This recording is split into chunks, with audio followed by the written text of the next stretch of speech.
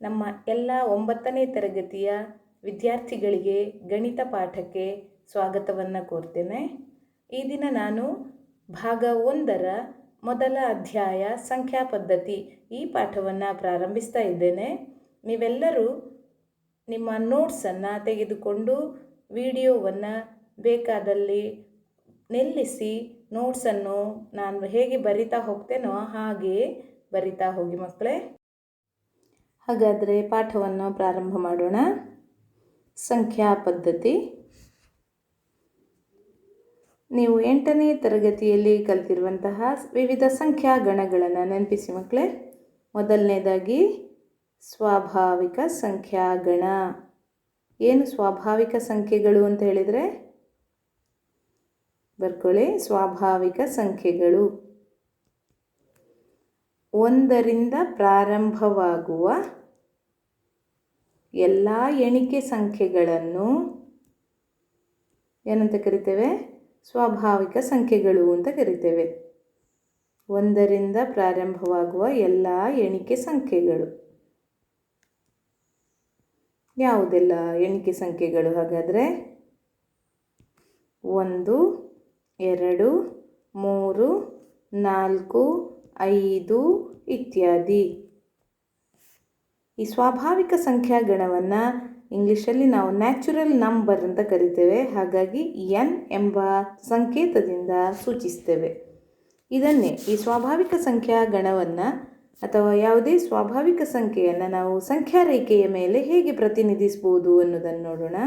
ಮೊದಲಿಗೆ ಒಂದು ಸಂಖ್ಯಾ ರೇಖೆಯನ್ನು ನೀವು ಸ್ಕೇಲ್ ತಗೊಂಡು ಸಂಖ್ಯಾ ರೇಖೆಯನ್ನು ಎಳೀರಿ.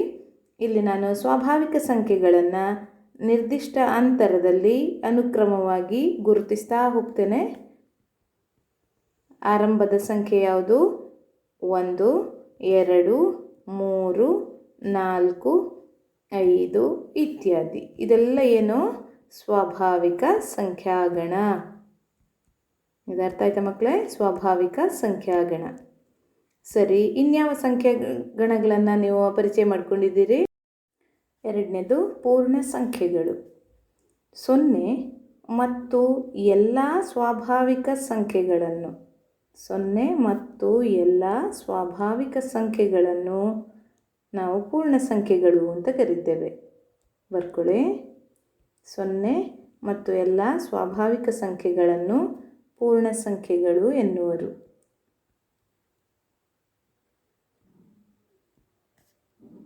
ಇದನ್ನು ನಾವು ಇಂಗ್ಲೀಷಲ್ಲಿ ಹೋಲ್ ನಂಬರ್ಸ್ ಅಂತ ಕರಿತೇವೆ. ಹಾಗಾಗಿ ಯಾವ ಸಂಕೇತವನ್ನು ಬಳಸ್ಬೋದು ಇಲ್ಲಿ ಪೂರ್ಣ ಸಂಖ್ಯೆಗಳಿಗೆ? ಎಸ್, ಸರಿ, ಹೋಲ್ ನಂಬರ್.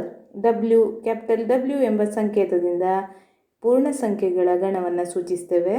ಇದರಲ್ಲಿ ಯಾವ ಸಂಖ್ಯೆಗಳು ಬರ್ತವೆ ಹೇಳಿದರೆ ಎಲ್ಲ ಸ್ವಾಭಾವಿಕ ಸಂಖ್ಯೆಗಳು ಜೊತೆಗೆ 0. ಇದನ್ನು ನಾವು ಪೂರ್ಣ ಸಂಖ್ಯೆಗಳು ಅಂತ ಕರಿತೇವೆ. ನೋಡ, ನೀವು ಪ್ರಯತ್ನಿಸಿ ಈಗ ಪೂರ್ಣ ಸಂಖ್ಯೆಗಳನ್ನು ಸಂಖ್ಯಾ ರೇಖೆಯ ಮೇಲೆ ಪ್ರತಿನಿಧಿಸುವುದು ಹೇಗೆ. ಪ್ರಾರಂಭದ ಸಂಖ್ಯೆ ಯಾವುದಾಗಿರಬೇಕು? ಎಸ್, 0, 1, 2, 3, 4 ಇತ್ಯಾದಿ ಮುಂದುವರಿತದೆ ಇದು. ಇದೆಲ್ಲವೂ ಕೂಡ ಏನು? ಪೂರ್ಣ ಸಂಖ್ಯೆಗಳು, ಹೋಲ್ ನಂಬರ್ಸ್, ಪೂರ್ಣ ಸಂಖ್ಯೆಗಳು. ಇದು ಅರ್ಥ ಆಯ್ತಾ ನಿಮಗೆ? ಈಗ ನೀವಿಲ್ಲಿ ಗಮನಿಸಬೇಕಾದ್ದು ಏನು ಹೇಳಿದರೆ ಈ ಹಿಂದೆ ಕಲಿತಿರುವ ಸ್ವಾಭಾವಿಕ ಸಂಖ್ಯೆಗಳು ಹಾಗೂ ಪೂರ್ಣ ಸಂಖ್ಯೆಗಳಿಗೆ ಏನಾದರೂ ಹೋಲಿಕೆ ಇದೆಯಾ? ಹೌದು, ಸ್ವಾಭಾವಿಕ ಸಂಖ್ಯೆಗಳು ಇವೆಲ್ಲ 1, 2, 3, 4, 5, 6 ಇತ್ಯಾದಿ ಎಲ್ಲ ಸ್ವಾಭಾವಿಕ ಸಂಖ್ಯೆ. ಅದರ ಜೊತೆಗೆ ಏನು ಸೇರಿಕೊಂಡಿದೆ? 0 ಒಂದು ಹೆಚ್ಚಿಗೆ ಇದೆ. ಹಾಗಾಗಿ ಪೂರ್ಣ ಸಂಖ್ಯೆಗಳು ಅಂತ ಹೇಳಿದರೆ ಅದು ಸ್ವಾಭಾವಿಕ ಸಂಖ್ಯೆಗಿಂತ ಸ್ವಲ್ಪ ದೊಡ್ಡದಾಗಿದೆ. ಒಂದು ಸಂಖ್ಯೆಯನ್ನು ಹೆಚ್ಚು ಒಳಗೊಂಡಿದೆ. ಯಾವುದು ಆ ಸಂಖ್ಯೆ? 0. ಅರ್ಥ ಆಯ್ತಾ ಮಕ್ಕಳಿದು? ಎಸ್, ಹಾಗಾದರೆ ನಾವು ಮುಂದಿನ ಸಂಖ್ಯಾಗಣಕ್ಕೆ ಹೋಗೋಣ. ಮುಂದಿನ ಸಂಖ್ಯಾಗಣ ಪೂರ್ಣಾಂಕಗಳು. ಪೂರ್ಣಾಂಕಗಳು ಬರ್ಕೊಳ್ಳಿ. ಪೂರ್ಣಾಂಕಗಳು ಏನು? ಪೂರ್ಣಾಂಕಗಳು ಅಂತ ಹೇಳಿದರೆ ಪೂರ್ಣ ಸಂಖ್ಯೆ ಬೇರೆ, ಪೂರ್ಣಾಂಕಗಳು ಅಂತ ಹೇಳಿದರೆ ಬೇರೆ. ಎಲ್ಲ ಧನ ಮತ್ತು ಧನ ಪ್ಲಸ್ ಚಿಹ್ನೆ, ಎಲ್ಲ ಧನ ಮತ್ತು ಋಣ ಸಂಖ್ಯೆಗಳು ಹಾಗೂ 0 ಎನ್ನು ಒಟ್ಟಾಗಿ ಪೂರ್ಣಾಂಕಗಳು ಎನ್ನುತ್ತೇವೆ. ಪೂರ್ಣಾಂಕಗಳು, ಇಂಗ್ಲೀಷಲ್ಲಿ ಇದನ್ನು ನಾವು ಇಂಟಿಜರ್ಸ್ ಅಂತ ಕರಿತೇವೆ. Z ಎಂಬ ಸಂಕೇತದಿಂದ ಪೂರ್ಣಾಂಕಗಳನ್ನು ಪ್ರತಿನಿಧಿಸಲಾಗ್ತದೆ. ಬರ್ಕೊಳ್ಳಿ, ಪೂರ್ಣಾಂಕಗಳು ಕ್ಯಾಪಿಟಲ್ Z ಅಂದರೆ ಯಾವುದು? ಇಲ್ಲಿ ಎಲ್ಲ ಋಣ ಸಂಖ್ಯೆಗಳು. ನೀವು ಯಾವ ಸಂಖ್ಯೆನೂ ತಗೊಳ್ಬೋದು. -3, -2, ಇನ್ನೂ ಸ್ವಲ್ಪ ಚಿಕ್ಕದಾದ ಋಣ ಪೂರ್ಣಾಂಕ -1, 0. ನೆಕ್ಸ್ಟ್ ನಂಬರ್ ಯಾವುದು? ಎಲ್ಲ ಧನ ಪೂರ್ಣಾಂಕಗಳು 1, 2, 3, 4 ಇತ್ಯಾದಿ. ಇದೆಲ್ಲವನ್ನು ಒಟ್ಟು ಸೇರಿಸಿ ನಾವೇನಂತ ಕರಿತೇವೆ? ಪೂರ್ಣಾಂಕಗಳು ಅಂತ ಕರಿತೇವೆ. ಇಲ್ಲಿ ಗಮನಿಸಿ ಮಕ್ಕಳೇ, ಇದೇನು 1, 2, 3, 4 ಇತ್ಯಾದಿ. ಇಲ್ಲಿ ನಾನು 4, 5, 6 ಬರೀಲಿಲ್ಲ, ಆದರೂ ಅದು ಇದೆ ಅಂತ ಅರ್ಥ. ಇಲ್ಲಿ ಡ್ಯಾಶ್ ಡ್ಯಾಶ್ ಹಾಕಿದ್ದೇವಲ್ಲ, ಅದು ಇತ್ಯಾದಿ ಅಂದರೆ ಇನ್ನೂ ಸಂಖ್ಯೆಗಳು ಮುಂದುವರಿತವೆ ಅಂತ ಲೆಕ್ಕ. ಹಾಗಾಗಿ ಈ ಸಂಖ್ಯೆಗಳೇನಾಯಿತು? 1, 2, 3, 4 ಇವೆಲ್ಲವೂ ಸ್ವಾಭಾವಿಕ ಸಂಖ್ಯೆಗಳಾಯಿತು. ಅದಕ್ಕೆ 0 ಸೇರಿದರೆ ಏನಾಯಿತು? ಗುಡ್, ಇದು ಪೂರ್ಣ ಸಂಖ್ಯೆಗಳಾಯಿತು. ಈಗ ಅದಕ್ಕಿಂತ ಮುಂದುವರಿದು ನೋಡಿ, ಇಲ್ಲೆಲ್ಲ ಋಣ ಸಂಖ್ಯೆಗಳಿವೆ. -1, -2, -3 ಇತ್ಯಾದಿ. ಇದೆಲ್ಲ ಸೇರಿದಾಗ ಇದೇನಾಗ್ತದೆ? ಪೂರ್ಣಾಂಕಗಳು ಆಗ್ತದೆ. ಅದರಿಂದ ಇದನ್ನು ನಾವು ಕ್ಯಾಪಿಟಲ್ Z ಎಂಬ ಸಂಕೇತದಿಂದ ಸೂಚಿಸ್ತೇವೆ. ನೋಡ, ಇದನ್ನು ನಾವು ಸಂಖ್ಯಾ ರೇಖೆ ಮೇಲೆ ಹೇಗೆ ಪ್ರತಿನಿಧಿಸ್ಬೋದು? ಮೊದಲಿಗೆ ಏನು ಮಾಡಬೇಕು? ಒಂದು ಸಂಖ್ಯಾ ರೇಖೆಯನ್ನು ಪೆನ್ಸಿಲ್ನಲ್ಲಿ ಎಳೆದುಕೊಳ್ಳಿ. ಈಗ ಸಮಾನ ಅಂತರದಲ್ಲಿ ಗುರುತು ಮಾಡ್ಕೊಳ್ಳಿ. ಹೇಗೆ? ಈಗ ಇಲ್ಲಿ ಒಂದು ಅಂದಾಜು ಮಧ್ಯದಲ್ಲಿ 0 ಅಂತ ತಗೊಳ್ಳಿ. 0ಯ ಬಲಭಾಗಕ್ಕೆ ಹೋದಾಗೆ ಇದೆಲ್ಲ ಧನ ಪೂರ್ಣಾಂಕಗಳು. ನೋಡಿ, ಇಲ್ಲಿ ನಾನು ಪ್ಲಸ್ ಹಾಕಲಿಲ್ಲ, ಇದು ಪ್ಲಸ್ ಇದೆ ಅಂತ ಅರ್ಥ. ಇಲ್ಲಿ +1, +2, +3 ಚಿಹ್ನೆಯನ್ನು ಹಾಕುವುದಿಲ್ಲ ಯಾವಾಗಲೂ ಧನ ಪೂರ್ಣಾಂಕಗಳಿಗೆ. ಇದೇನಾಯಿತು ಆ ಲೆಕ್ಕಕ್ಕೆ? ಇದು +2, ಇದು +3 ಹೀಗೆ ಮುಂದುವರಿತದೆ ಈ ಕಡೆಗೆ. ಅದೇ 0ಯ ಎಡಭಾಗಕ್ಕೆ, 0 ಇದು 0 ನೋಡಿ, 0ಯ ಬಲಭಾಗಕ್ಕೆ ಎಲ್ಲ ಧನ ಪೂರ್ಣಾಂಕ. 0ಯ ಎಡಭಾಗಕ್ಕೆ ಸಂಖ್ಯಾ ರೇಖೆಯಲ್ಲಿ ಯಾವ ಸಂಖ್ಯೆಗಳನ್ನು ಗುರುತಿಸಬೇಕು ನಾವು? ಋಣ ಪೂರ್ಣಾಂಕಗಳನ್ನು. ನೋಡಿ, ಋಣ ಪೂರ್ಣಾಂಕ -1, ಇದು -2, -3 ಇತ್ಯಾದಿ ಹೀಗೆ ಮುಂದುವರಿತದೆ ಇಲ್ಲಿ. ಇದು ತಿಳಿತಾ ನಿಮಗೆ? ಸರಿ. ಹಾಗಾಗಿ ನಿಮಗೆ 3 ಪ್ರಮುಖ ಸಂಖ್ಯಾಗಣಗಳ ಪರಿಚಯ ಆಯಿತು. ಯಾವುದೆಲ್ಲ? ಮೊದಲನೇದಾಗಿ ನಾವು ಕಲ್ತಿರೋದು ಕರೆಕ್ಟ್, ಸ್ವಾಭಾವಿಕ ಸಂಖ್ಯೆಗಳು. ಎರಡನೇದು ವೆರಿ ಗುಡ್, ಪೂರ್ಣ ಸಂಖ್ಯೆಗಳು. ಮೂರನೇದು ಯಾವುದು? ಪೂರ್ಣಾಂಕಗಳು. ಅರ್ಥ ಆಯ್ತಾ ಮಕ್ಕಳೇ ಇದು? ಹಾಗಾದರೆ ಮುಂದಿನ ಸಂಖ್ಯಾಗಣಕ್ಕೆ ಹೋಗುವ. ಮುಂದಿನ ಸಂಖ್ಯಾಗಣ ಭಾಗಲಬ್ಧ ಸಂಖ್ಯೆಗಳು. ನೆನಪಿದೆಯಾ ಮಕ್ಕಳೇ? ಭಾಗಲಬ್ಧ ಸಂಖ್ಯೆಗಳು ಅಂತ ಹೇಳಿದರೆ ಏನು? ಬರ್ಕೊಳ್ಳಿ, ಭಾಗಲಬ್ಧ ಸಂಖ್ಯಾಗಣ ಅಥವಾ ಭಾಗಲಬ್ಧ ಸಂಖ್ಯೆಗಳು. ಯಾವುದನ್ನು ನಾವು ಭಾಗಲಬ್ಧ ಸಂಖ್ಯೆಗಳು ಅಂತ ಕರಿತೇವೆ? ಯಾವ ಸಂಖ್ಯೆಯನ್ನು P/Q ರೂಪದಲ್ಲಿ ಬರೆಯಲು ಸಾಧ್ಯವೋ, P ಸ್ಮಾಲ್ ಲೆಟರ್ ಇದು, P/Q ರೂಪದಲ್ಲಿ ಬರೆಯಲು ಸಾಧ್ಯವೋ ಅಂತಹ ಸಂಖ್ಯೆಗಳನ್ನು ಏನಂತ ಕರಿತೇವೆ? ಅಂತಹ ಸಂಖ್ಯೆಗಳನ್ನು ಭಾಗಲಬ್ಧ ಸಂಖ್ಯೆಗಳು ಅಂತ ಕರಿತೇವೆ.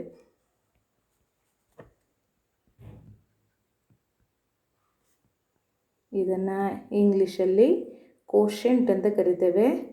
ಭಾಗಲಬ್ಧ ಸಂಖ್ಯೆಗಳು ಎನ್ನುವರು.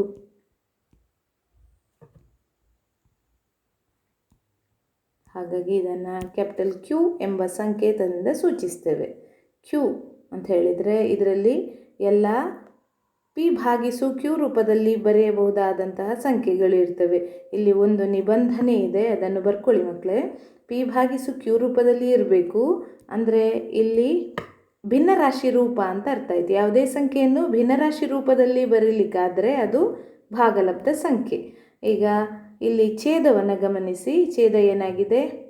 ಕ್ಯೂ. ಸರಿಯಾ?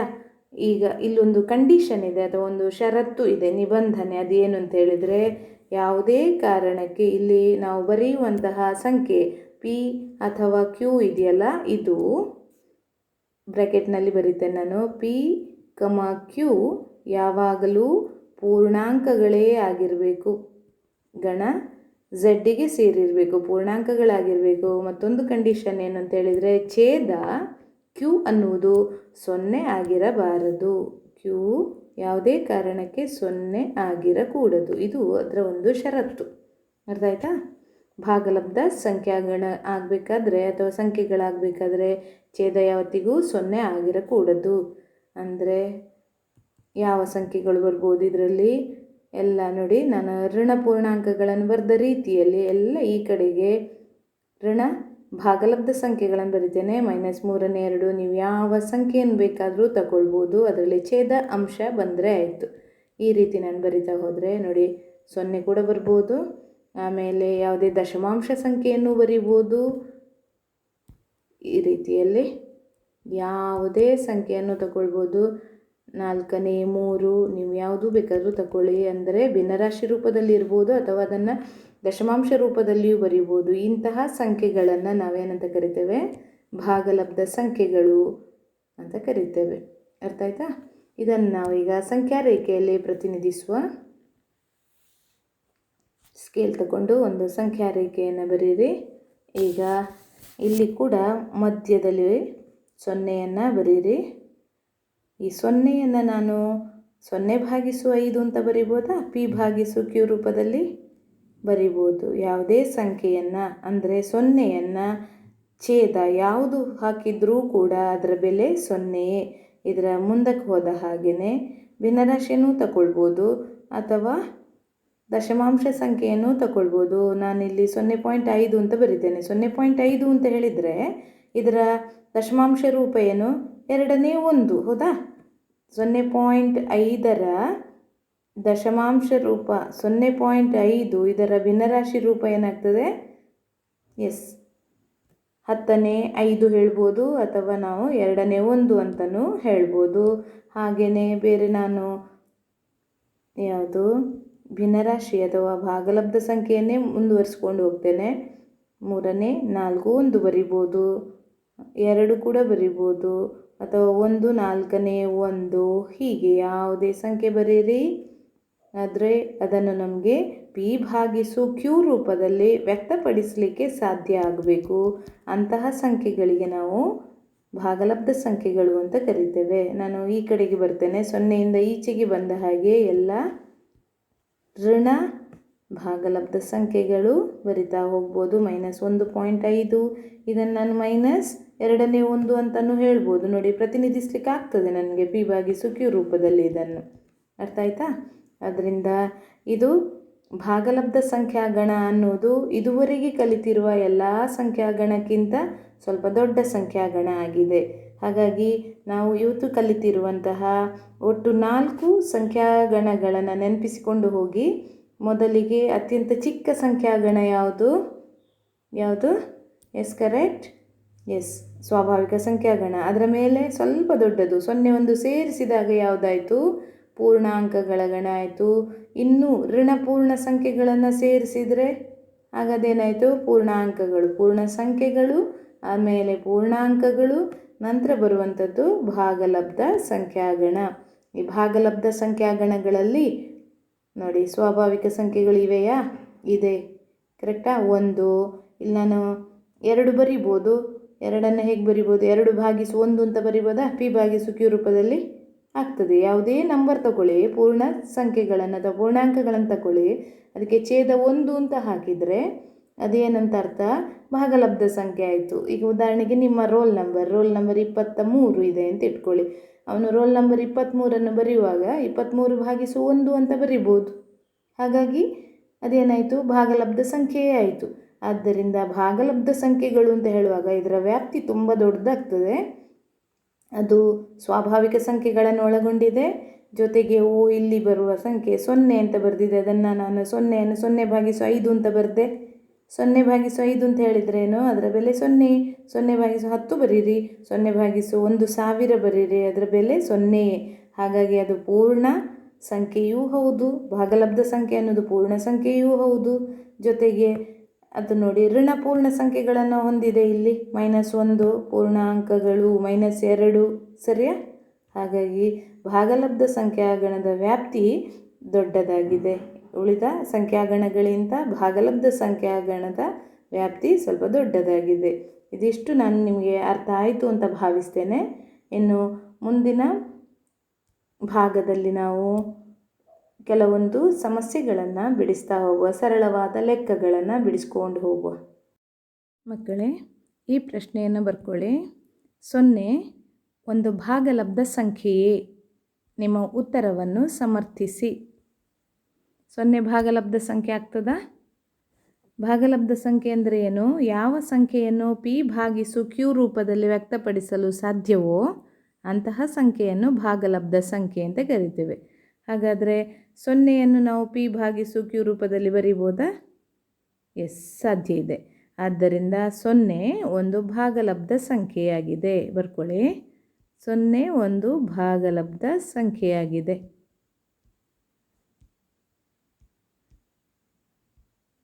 ಏಕೆಂದರೆ 0ಯನ್ನು ನಾವು ಹೇಗೆ ಬರಿಬೋದು?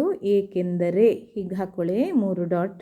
ಏಕೆಂದರೆ 0ಯನ್ನು ನಾನು ಹೀಗೆ ಬರಿಬೋದು, 0/2 ಅಥವಾ 0/3, 0/7, ಯಾವುದೇ ಸಂಖ್ಯೆ ನೋಡಿ. 0/ ಯಾವುದೇ ಪೂರ್ಣಾಂಕ ತಗೊಳ್ಳಿ ಅಥವಾ ಯಾವುದೇ ಸಂಖ್ಯೆಯನ್ನು ತಗೊಳ್ಳಿ, 0ಯನ್ನು ಭಾಗಿಸಿದರೆ, ಆ ಸಂಖ್ಯೆಯಿಂದ ಭಾಗಿಸಿದರೆ ಅದರ ಬೆಲೆ ಯಾವತ್ತೂ 0. ಆದ್ದರಿಂದ ಇದರೆಲ್ಲ ಮೌಲ್ಯ ಎಷ್ಟು? 0 ಆಗಿರ್ತದೆ. ಅದರಿಂದ ಅದನ್ನು p/q ರೂಪದಲ್ಲಿ ವ್ಯಕ್ತಪಡಿಸಿದೆ. p/q ರೂಪದಲ್ಲಿ ವ್ಯಕ್ತಪಡಿಸಲಿಕ್ಕೆ ಸಾಧ್ಯ ಇದೆ. ಆದ್ದರಿಂದ 0 ಒಂದು ಭಾಗಲಬ್ಧ ಸಂಖ್ಯೆಯಾಗಿದೆ. ಅರ್ಥ ಆಯ್ತಾ ಇದು? ಎಸ್. ಹಾಗಾದರೆ ಮುಂದಿನ ಲೆಕ್ಕಕ್ಕೆ ಹೋಗೋಣ. ನೆಕ್ಸ್ಟ್ ಲೆಕ್ಕ ಬರ್ಕೊಳ್ಳಿ. ಪ್ರತಿ ಪೂರ್ಣ ಸಂಖ್ಯೆಯು ಸ್ವಾಭಾವಿಕ ಸಂಖ್ಯೆಯಾಗಿದೆ. ಸರಿಯೇ ತಪ್ಪೇ ತಿಳಿಸಿ. ಮೊದಲು ಈ ಪ್ರಶ್ನೆಯನ್ನು ಬಿಡಿಸುವುದಕ್ಕೆ ಮುಂಚಿತವಾಗಿ ಈ ವಿಷಯವನ್ನು ತಿಳಿದಿಟ್ಕೊಳ್ಳಿ. ನೆನಪಿನಲ್ಲಿಡಬೇಕಾದ ವಿಷಯ ಏನು ಅಂತೇಳಿದರೆ, ಸ್ವಾಭಾವಿಕ ಸಂಖ್ಯಾಗಣವನ್ನು ಯಾವ ಸಂಕೇತದಿಂದ ಸೂಚಿಸ್ತೇವೆ? ಎಸ್, n ಎಂಬ ಸಂಕೇತದಿಂದ ಸೂಚಿಸ್ತೇವೆ. ಪೂರ್ಣ ಸಂಖ್ಯೆಗಳನ್ನು w ಎಂಬ ಸಂಕೇತದಿಂದ ಸೂಚಿಸ್ತೇವೆ. ಹಾಗೆಯೇ ಪೂರ್ಣಾಂಕಗಳನ್ನು z ಎಂಬ ಸಂಕೇತದಿಂದ ಹಾಗೂ ಭಾಗಲಬ್ಧ ಸಂಖ್ಯೆಯನ್ನು q ಎಂಬ ಸಂಕೇತದಿಂದ ಸೂಚಿಸ್ತೇವೆ. ಈಗ ಎಲ್ಲ ಸ್ವಾಭಾವಿಕ ಸಂಖ್ಯೆಗಳು ಯಾವುದರಲ್ಲಿದೆ? ಪೂರ್ಣ ಸಂಖ್ಯಾಗಣದಲ್ಲಿ ಇದೆ. ಹಾಗೆಯೇ ಎಲ್ಲ ಪೂರ್ಣ ಸಂಖ್ಯೆಗಳು ಯಾವುದರಲ್ಲಿದೆ? ಪೂರ್ಣಾಂಕಗಳ ಗಣದಲ್ಲಿದೆ. ಎಲ್ಲ ಪೂರ್ಣಾಂಕಗಳು ಯಾವುದರಲ್ಲಿದೆ? ಭಾಗಲಬ್ಧ ಸಂಖ್ಯಾಗಣದಲ್ಲಿ ಇದೆ. ಆದರೆ ಇಲ್ಲಿ ನೋಡಿ, ನಾನು ರಿವರ್ಸ್ ಬರ್ತಾ ಹೋದರೆ ಕ್ಯೂ ಗಣದ ಎಲ್ಲ ಸಂಖ್ಯೆಗಳು, ಅಂದರೆ ಕ್ಯೂ ಅಂದ್ರೇನು? ಭಾಗಲಬ್ಧ ಸಂಖ್ಯಾಗಣದ ಸಂಖ್ಯೆ ಯಾವುದಾದ್ರೂ ತಗೊಂಡ್ರೆ ಅದು ಪೂರ್ಣಾಂಕದಲ್ಲಿ ಇರ್ತದಾ? ಇಲ್ಲ, ಇದಿರುವುದಿಲ್ಲ. ಸರಿಯಾ? ಹಾಗೆಯೇ ಪೂರ್ಣಾಂಕ ಗಣದಲ್ಲಿರುವಂಥ ಸಂಖ್ಯೆ ಪೂರ್ಣ ಸಂಖ್ಯೆಯಲ್ಲಿ ಎಲ್ಲ ಬರುವುದಿಲ್ಲ, ಇದು ಕೂಡ ಇರುವುದಿಲ್ಲ. ಹಾಗೆಯೇ ಪೂರ್ಣ ಸಂಖ್ಯೆಗಳ ಗಣದಲ್ಲಿರುವ ಎಲ್ಲ ಸಂಖ್ಯೆಗಳು ಸ್ವಾಭಾವಿಕ ಸಂಖ್ಯಾಗಣ ಎನ್ನಿನಲ್ಲಿ ಇರುವುದಿಲ್ಲ. ಇದನ್ನು ನೆನಪಿನಲ್ಲಿ ಇಟ್ಕೊಳ್ಳಿ. ನೀವು ಮುಂದಕ್ಕೆ ಹೋದ ಹಾಗೆ ಸಾಧ್ಯ ಇದೆ.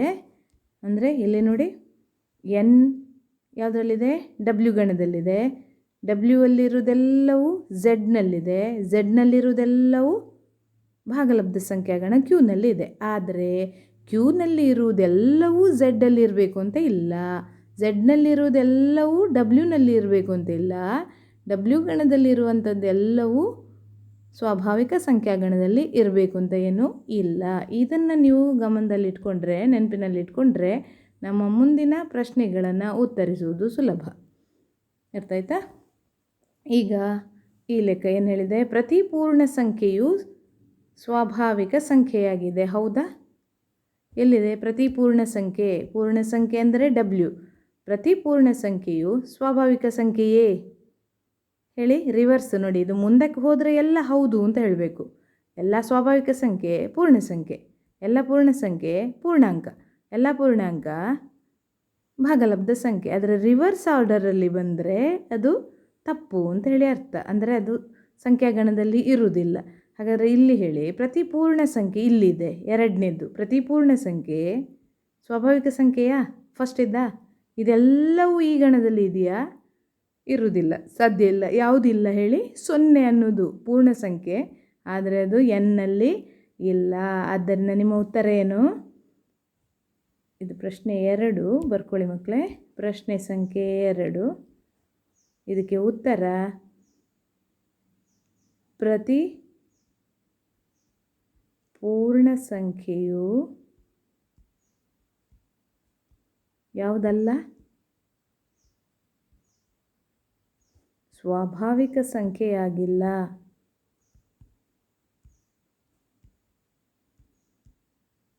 ಅಲ್ಲ. ಯಾಕೆ? ಕಾರಣ ಏಕೆಂದರೆ, ಕಾರಣ ಏನು ಹೇಳಿ? 0 ಇದು ನೋಡಿ ಪೂರ್ಣ ಸಂಖ್ಯೆ, ಆದರೆ ಅದು ಸ್ವಾಭಾವಿಕ ಸಂಖ್ಯಾಗಣದಲ್ಲಿ ಇದೆಯಾ? ಇಲ್ಲ. 0ಯು ಸ್ವಾಭಾವಿಕ ಸಂಖ್ಯೆಯಲ್ಲ. 0 ಅನ್ನೋದು ಪೂರ್ಣ ಸಂಖ್ಯೆ, ಅದು ಸ್ವಾಭಾವಿಕ ಸಂಖ್ಯೆ ಅಲ್ಲ. ಆದ್ದರಿಂದ ಈ ಮೇಲಿನ ಹೇಳಿಕೆ ತಪ್ಪಾಗಿದೆ. ಈ ಹೇಳಿಕೆ ತಪ್ಪು. ಅರ್ಥ ಆಯ್ತಾ? ಉತ್ತರ, ಈ ಹೇಳಿಕೆಯು ತಪ್ಪು. ಪ್ರತಿ ಪೂರ್ಣ ಸಂಖ್ಯೆಯು ಸ್ವಾಭಾವಿಕ ಸಂಖ್ಯೆ ಅಲ್ಲ. ಎಸ್. ನೆಕ್ಸ್ಟ್ ಅರ್ಥ ಆಯಿತು ಭಾವಿಸ್ತೇನೆ. ಇನ್ನು ಮುಂದಿನ ಲೆಕ್ಕಕ್ಕೆ ಹೋಗೋಣ. ನೆಕ್ಸ್ಟ್ ಲೆಕ್ಕ 3ನೇ ಲೆಕ್ಕ ಬರ್ಕೊಳ್ಳಿ. ಎಲ್ಲ ಭಾಗಲಬ್ಧ ಸಂಖ್ಯೆಗಳು ಪೂರ್ಣಾಂಕಗಳಾಗಿವೆ. ಈ ಹೇಳಿಕೆ ಸರಿಯೇ ತಪ್ಪೇ ತಿಳಿಸಿ. ಆಗ ಹೇಳಿದ ಹಾಗೆಯೇ ನೆನಪಿಸಿ. ಏನು ಹೇಳಿದೆ? ಇದನ್ನು ನೆನಪಿನಲ್ಲಿಟ್ಕೊಳ್ಳಿ ನೀವು. ಎನ್ ಯಾವುದರಲ್ಲಿದೆ? ಡಬ್ಲ್ಯೂ ಗಣದಲ್ಲಿದೆ. ಡಬ್ಲ್ಯೂ ಎಲ್ಲ ಗೊತ್ತಿರಬೇಕು ನಿಮಗೆ ಸಂಕೇತಗಳು. ಝೆಡ್ ಅಂದರೆ ಪೂರ್ಣಾಂಕಗಳು, ಕ್ಯೂ ಅಂದರೆ ಭಾಗಲಬ್ಧ ಸಂಖ್ಯೆ. ಇದು ಸತ್ಯ. ಇದು ರಿವರ್ಸ್ ಬಂದರೆ, ಇದು ಹಿಮ್ಮುಖವಾಗಿ ಬಂದರೆ ಹೇಳಿಕೆಗಳು ತಪ್ಪು ಅಂತ ಲೆಕ್ಕ. ಎಲ್ಲ ಭಾಗಲಬ್ಧ ಸಂಖ್ಯೆ, ಎಲ್ಲಿದೆ ಭಾಗಲಬ್ಧ ಸಂಖ್ಯೆ? ಇದು ಪೂರ್ಣಾಂಕಗಳಾಗಿವೆ. ಪೂರ್ಣಾಂಕ ಅಂದರೆ ಝೆಡ್. ಹಾಗಾದರೆ ರಿವರ್ಸ್ ಬಂದರೆ ಹೇಳಿಕೆ ಏನಾಗ್ತದೆ? ತಪ್ಪು. ಆದ್ದರಿಂದ ನಾವು ಇದನ್ನು ಸಮರ್ಥನೆ ಮಾಡಬೇಕು. ಈ ಹೇಳಿಕೆ ತಪ್ಪು. ಯಾಕೆ ತಪ್ಪು? ಕಾರಣ ಕೊಡಿ. ಎಲ್ಲ ಭಾಗಲಬ್ಧ ಸಂಖ್ಯೆಗಳು ಪೂರ್ಣಾಂಕಗಳಾಗಿವೆ ಅಂತ ಅವ್ರು ಹೇಳೋದು.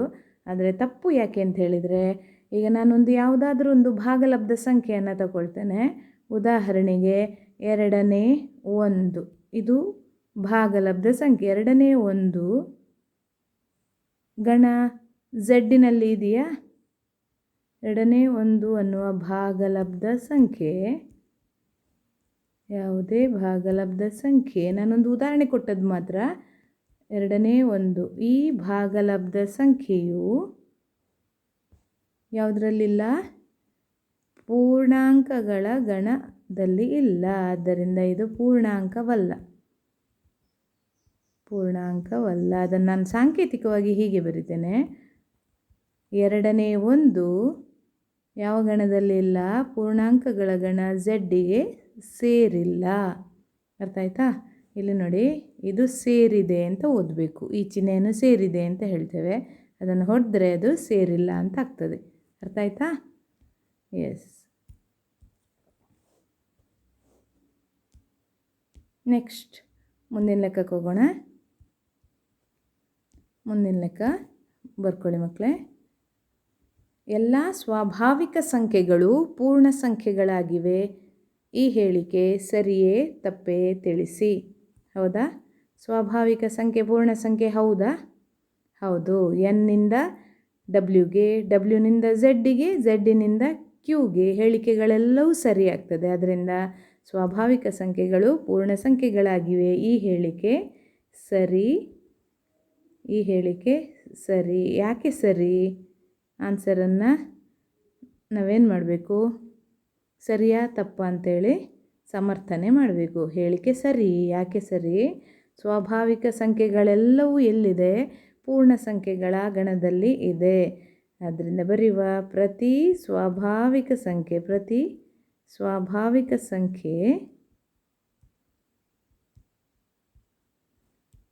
ಸಂಖ್ಯೆಗಳು ಏನಾಗಿವೆ? ಪೂರ್ಣ ಸಂಖ್ಯೆಗಳಾಗಿವೆ.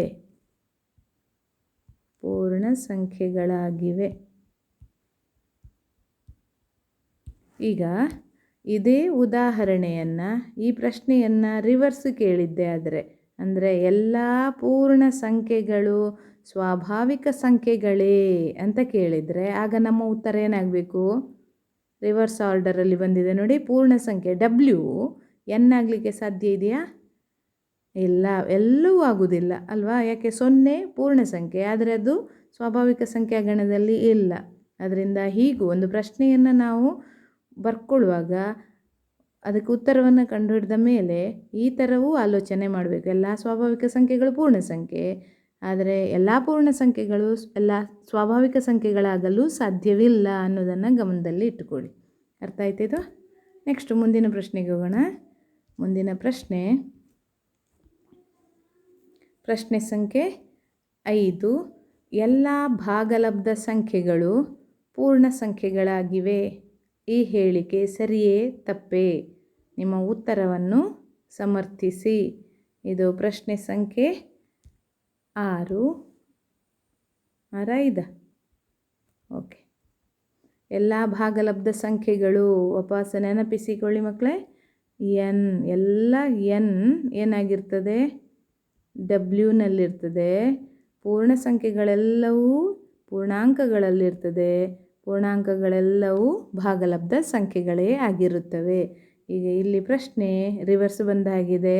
ಎಲ್ಲ ಭಾಗಲಬ್ಧ ಸಂಖ್ಯೆ ಇಲ್ಲಿದೆ, ಅದು ಪೂರ್ಣ ಸಂಖ್ಯೆಯ ರಿವರ್ಸ್ ಬಂತು ನೋಡಿ. ಹಾಗಾಗಿ ಉತ್ತರ ಏನಾಯಿತು? ತಪ್ಪು. ಈ ಹೇಳಿಕೆ ತಪ್ಪು. ಕಾರಣ ಯಾಕೆ ತಪ್ಪು ಇದು? ಏಕೆಂದರೆ ಸಮರ್ಥಿಸಿ. ಯಾವುದೇ ಭಾಗಲಬ್ಧ ಸಂಖ್ಯೆ ಅಂದರೆ ಅದು P/Q ರೂಪದಲ್ಲಿ ಇರುತ್ತದೆ. ಈಗ ಉದಾಹರಣೆಗೆ 3/5 ನಾನು ಯಾವ ಭಿನ್ನರಾಶಿ ಅಥವಾ ಭಾಗಲಬ್ಧ ಸಂಖ್ಯೆ ತಗೊಳ್ಬೋದು? P/Q ರೂಪದಲ್ಲಿರುವಂಥದ್ದು. ಈಗ 3/5 ಇದು ಪೂರ್ಣ ಸಂಖ್ಯೆಯಾಗಿದೆಯಾ? ಈ ಭಾಗಲಬ್ಧ ಸಂಖ್ಯೆಯು ಏನಾಗಿಲ್ಲ? ಪೂರ್ಣ ಸಂಖ್ಯೆಯಲ್ಲ.